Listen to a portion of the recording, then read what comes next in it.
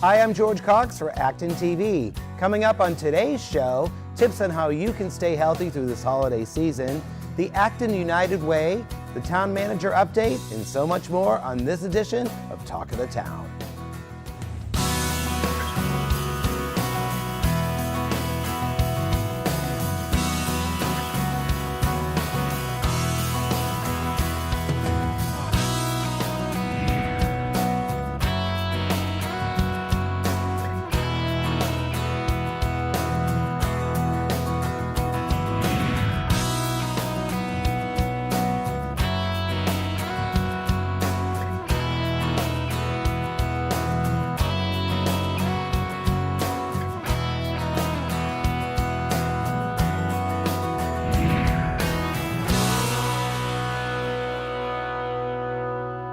Well, the cold weather and the winter is upon us, and a lot of people are coming down with colds and flu.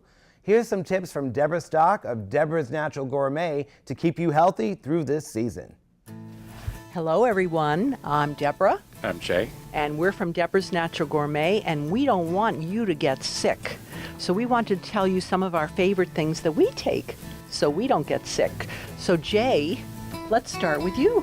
Well, I love medicinal mushrooms, Deborah, and I'm going to actually pull this product, Comprehensive Immune Support from Host Defense. This is what I start taking in September to ward off the colds and the flu that are kind of inherent to this season.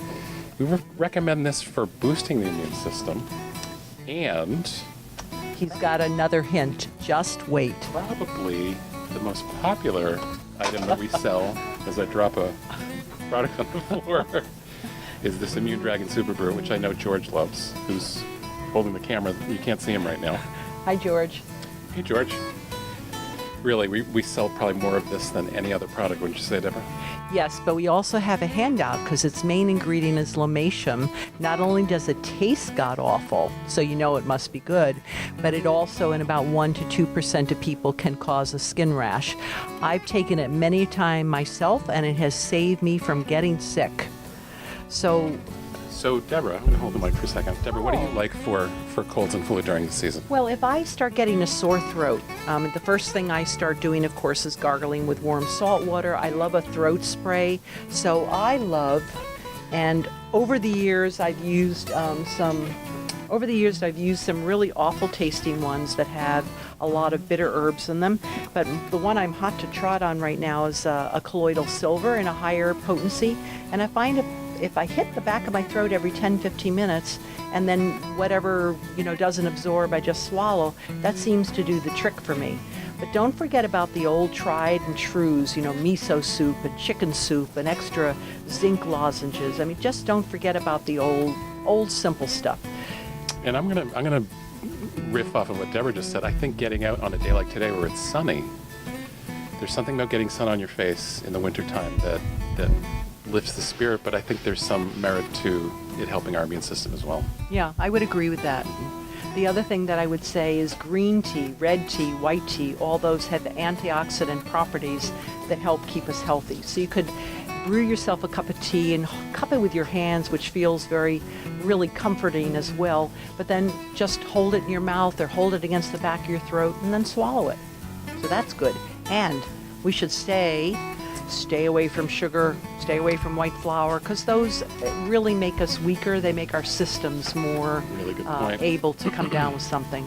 Probiotics don't hurt either because they help keep our gut healthy, and that's kind of the base of our immune system. So taking a good basic probiotic really during the year, but certainly upping it during the winter time is a good idea as well. Yeah. And when I was growing up, my mother always used the homeopathics. So we would always get a dose of Aciliococcinum, which just happens to be right near here. Jay's hand. So that's an old-time homeopathic remedy, and a dose of that will very often help people too. So is there anything else we want to say about colds and flus? Getting enough sleep. If you have a sore throat, for heaven's sakes, keep a scarf around your neck. I mean, you know all those old-fashioned hints. If you're coming down with something, wear a hat. So keep the cold air out of your ears. Dress properly. Boots on your feet. And I would say also stay connected in the winter, because we can tend to isolate Stay inside. Good I don't want to point. go outside. It's too cold. Stay connected to your family, your friends, your community. That is always health giving. I think that's incredibly important.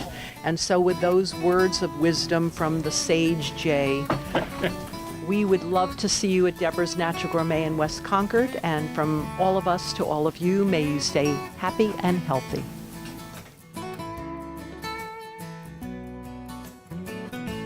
The United Way helps many families in need. Patrick Snow sat down with Rachel Sagan, the executive director of the Acton United Way, about information on how they help the community. Hello, I'm Patrick Snow for Talk of the Town, sitting in the offices of Acton Boxborough United Way here in West Acton Village Works, and I'm talking today with Rachel Sagan, who is the executive director of AB United Way.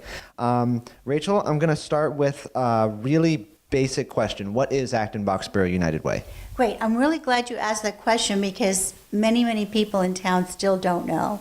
So the Acton Boxborough United Way is a community-based philanthropy. We're celebrating our 35th anniversary, and we started 35 years ago first as a community chest. So we were founded by community leaders as the Acton Boxborough Community Chest. Then digital got involved with the workplace campaigns for United Way of America and wanted to make all of their donations local. And we became part of the United Way membership. We became members of the United Way at that time. So we became the Acton Boxborough United Way. But we're really a hybrid. We're really more like a community chest. Great. So what are just some quick examples of some of the work that United Way does for the community? So one of the things we're very proud of is we call them our SAGE grants. And these are one-time emergency grants that we make to individuals who are really struggling to decide which bill to pay. It's anonymous. We receive it from the mental health professionals. Typically, it's either from the Acton Housing Authority or the social workers from the town of Boxborough or Acton. And if there's a family that's struggling, maybe there's an illness, maybe there's a layoff, their car breaks down, they can't pay for repairs, they can't make a car payment. Often it's for a one-time rent payment. If it's $500 or less, I'm authorized to write out a check because it often is an emergency. If it's more than that, I bring it to the full board. We have made grants up to $2,000 for working families that are really in a crisis. So we're very proud of that. We're known for our grant making program. We've invested last year $135,000 for human service agencies serving just residents of Acton and Boxborough, their programming, and we've given out to 24 different nonprofits serving the residents of Acton and Boxborough in our grant making program. So we're very proud of that. Wow, that sounds, you must have hundreds, thousands of people that United Way has helped? Absolutely, and it's really, we support programs that span the life of individuals. So, for example, we give scholarships for preschool for families that can't afford preschool. Often it's a single mom who's working. And then we also fund programs for seniors, such as Meals on Wheels, which is delivery of a warm meal to a housebound senior. So our grants really touch residents at every moment in their life. Speaking about every stage of life, I recently, when I met you for the first time, it was at a talk regarding the Healthy Teen Initiative, which has been going on for a while now through United Way. Can you tell a little bit about that? Sure. So we launched the Healthy Teen Initiative at the end of our fiscal year last year in June 2015. We completed a very comprehensive community needs assessment of all issues affecting Acton and Boxborough residents. It weighs in at 221 pages, and you can find it on our homepage. The summary is 21 pages, but it took us about 6 months to really dig into the data and figure out what were some of the priority issues that rose to the top. And teen mental health really is a priority. We did a townwide survey of residents, over 600 people completed this survey, and teen mental health was topmost on their minds. Also, the mental health professionals that we did focus groups with, again, teen mental health. So we decided to do something innovative and hopefully impactful, and we launched the Healthy Teen Initiative. While we were developing our programming, we received an anonymous $25,000 matching grant. Wow. So we are actively raising money to match this grant. We're doing extremely well, and I really have confidence in the generosity of the community. And all of that money is going to be used for innovative, collaborative programming for our teens around the issue of teen mental health. Thank you so much, Rachel, for talking to us. I'm sure this will be the first of many different conversations as there are more new ways of community engagement with United Way. We want to be there. We want to help out. We want everybody else to get as engaged as possible. So I look forward to seeing you again soon. Thank you so much for this opportunity to just let everyone know what we're doing here right in town. Absolutely. Here's Steve Ledoux from the Acton Agenda for the town manager's update on the budget for 2017. Remember, you can watch the Acton Agenda and preview all the Board of Selectmen meetings starting every Friday at 7 o'clock.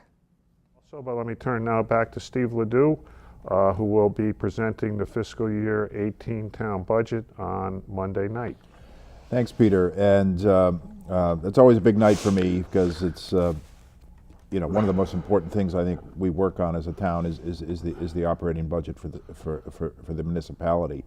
Under the town charter, the town manager is required to present a recommended budget 100 days before town meeting.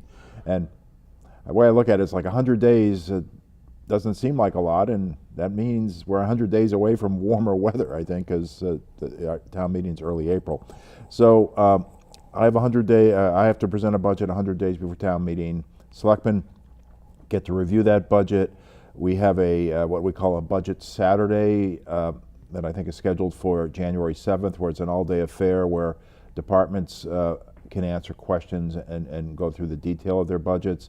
Then the selectmen under the town charter have to vote a recommended budget which is submitted to the Finance Committee by 60 days prior to town meeting, so very, very early February.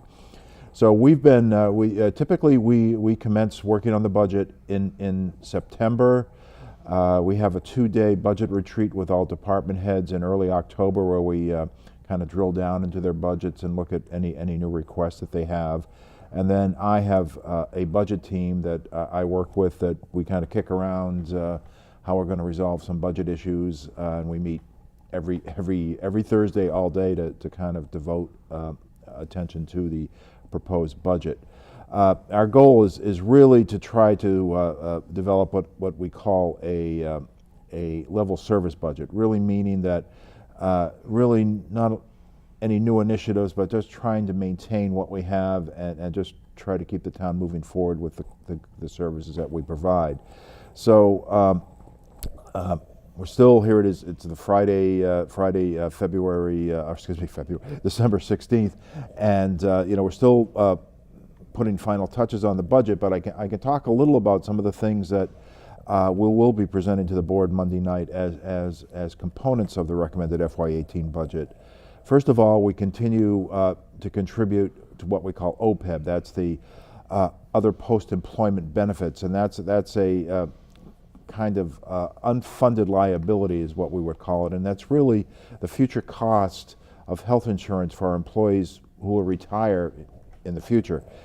We have been, over the last few years, putting $600,000 a year towards that unfunded liability, and based on our last estimate by our actuarial firm, we'll be probably fully funded if we keep that level up in about 20 years, which is really good. A lot of communities haven't addressed this issue, and we're really in one of the forefronts of dealing with OPEB.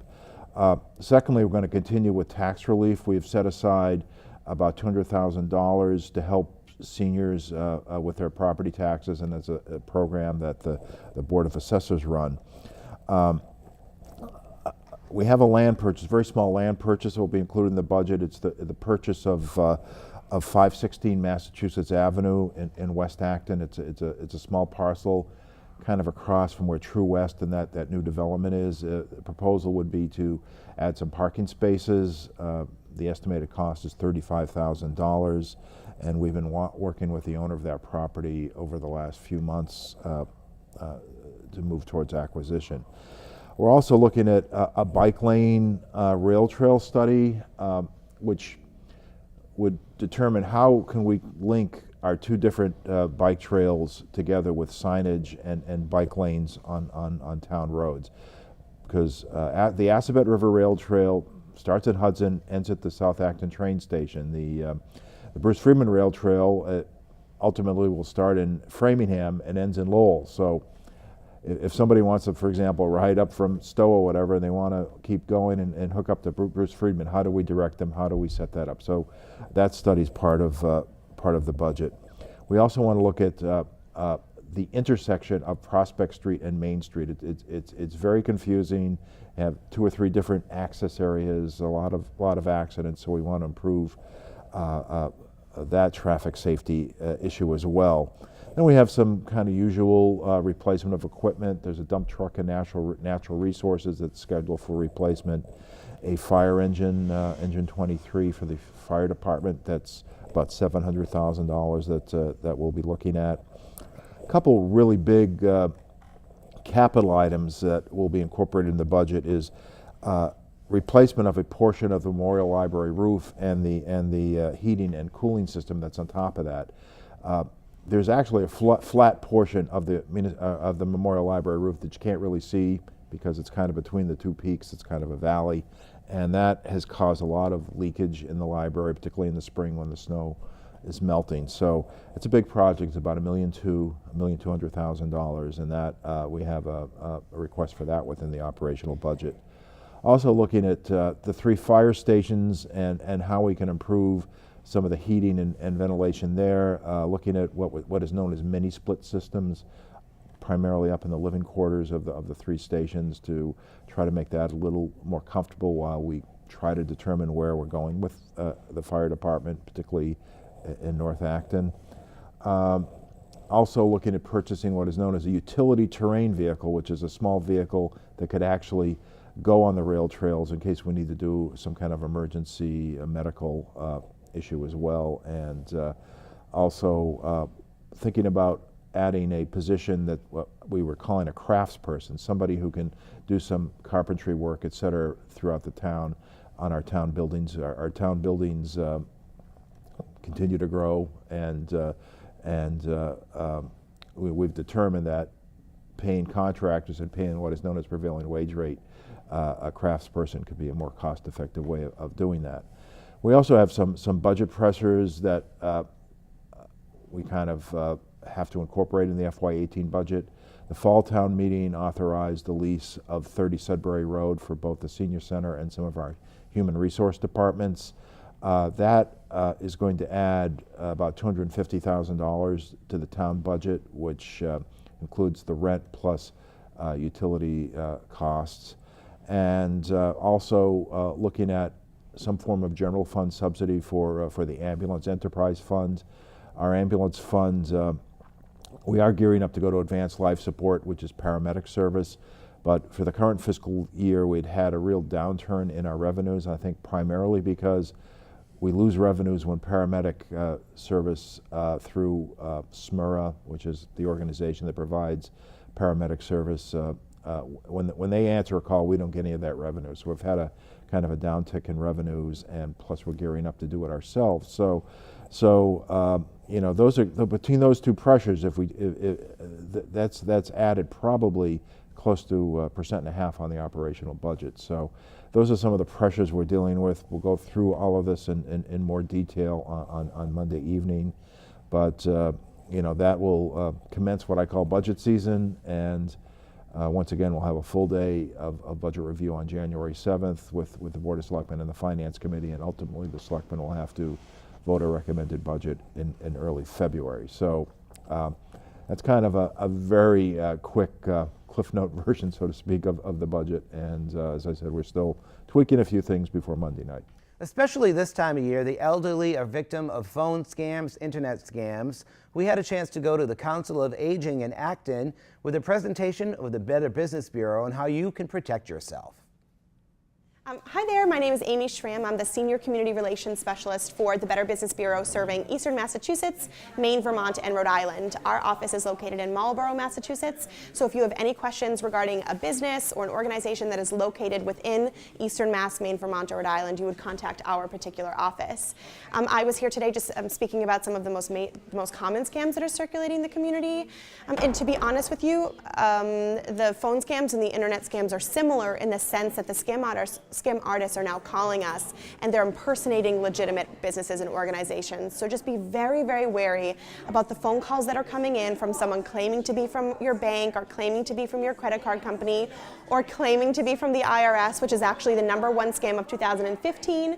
And I would venture to say it's probably going to be the #1 scam of 2016 as well. And what happens is we answer the phone and there's someone on the other end who is claiming to be a representative of the IRS, and they say that there's a discrepancy with our taxes that we filled out for the previous year, or we've misfiled our taxes depending on what time of year it is that they're calling. And it makes us a little bit nervous because although in the grand scheme of things we may realize that the IRS would never actually call us, we do get a little nervous. I know I personally would get very nervous if I ever received a phone call from someone claiming to be from the IRS because I don't file my own taxes and there could be a little box that was forgotten to be checked off or something like that. So be aware. The biggest piece of advice that we offer people that are answering the phone is that no matter who it is on the other end, no matter what organization they're claiming to be calling from, no matter what business they're claiming to be representing, hang up the phone and find the number that you know for a fact is associated with that business. It is the only way that we can be sure that we're speaking to an actual representative from that business or charity organization, because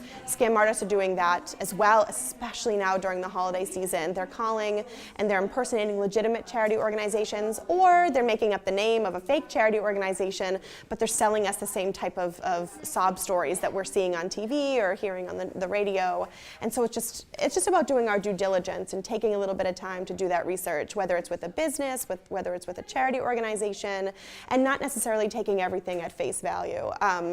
You know, we always say, you know, innocent until proven guilty. I sort of live by the standard of guilty until proven innocent, and I just like to take everything with a little bit of a grain of salt and take the time to do a little bit of research. And peace of mind is everything, and everyone has their own prerogative to take that time to do that research and take a step back.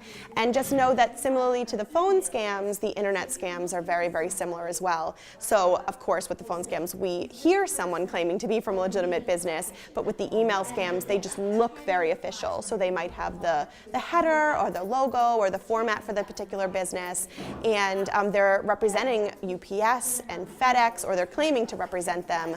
Verizon, Comcast, Better Business Bureau was one that was being spoofed, and it's an email that looks like it's coming from that organization, and they're saying things like, you know, dear valued customer, we're changing our policies, please click on this link to see how you'll be affected. And it isn't necessarily the email that is dangerous, although if we can help not opening it, that would certainly help, that would be a good thing, but it's the link that's embedded in the email that's very, very dangerous. So be very cautious about those links. If you receive an email that looks like it's coming from Comcast and there's a link embedded, call Comcast and say, have you sent out an email regarding this particular scenario, this particular instance? And they can say, yes, we have recently been sending out emails about that, or they can say, you know, no, we haven't, but thank you for calling us and alerting us now that we can now know that there are these phishing email scams that are going out. And again, it's just about that peace of mind. It's taking a little bit of time on our end to do a little bit of research and be the one that picks up the phone and be the one that contacts that business that we know for a fact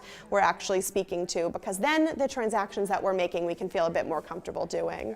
The moment we think that there could be something that has been tampered with our bank account, our credit card, or anything of that nature, call the bank immediately, call the credit card company, call one of the 3 major credit bureaus, and we'll get into that in a little bit, in a little bit more detail in a little bit in terms of the credit bureaus. But call them immediately. It could be nothing. It could be just that we thought that we gave some information away over the phone when we shouldn't have, but peace of mind, again, is everything. And you're gonna call and say, you know what, I think there's a chance someone got a hold of my information, or I may have given away some information I shouldn't have. Can you just put a fraud alert on my account? And it's so simple to do, and it's really one of the only ways that we can make sure that we're protecting ourselves if in that chance that we have given something away. So just act as quick as possible. So you can visit our website, bbb.org, and And if you have a question, you can email us, info@boston.bbb.org, or you can call our office and speak to one of our information specialists Monday through Friday, 9 to 3. Well, we had a great year producing Talk of the Town. This is actually our 21st show. If you have a show idea, maybe you want to be a reporter or you're a nonprofit, you want us to come out and cover you, drop us a line at ActonTV.org. We want to wish you and your family a great holiday season. I'm George Cox. We'll see you again next year.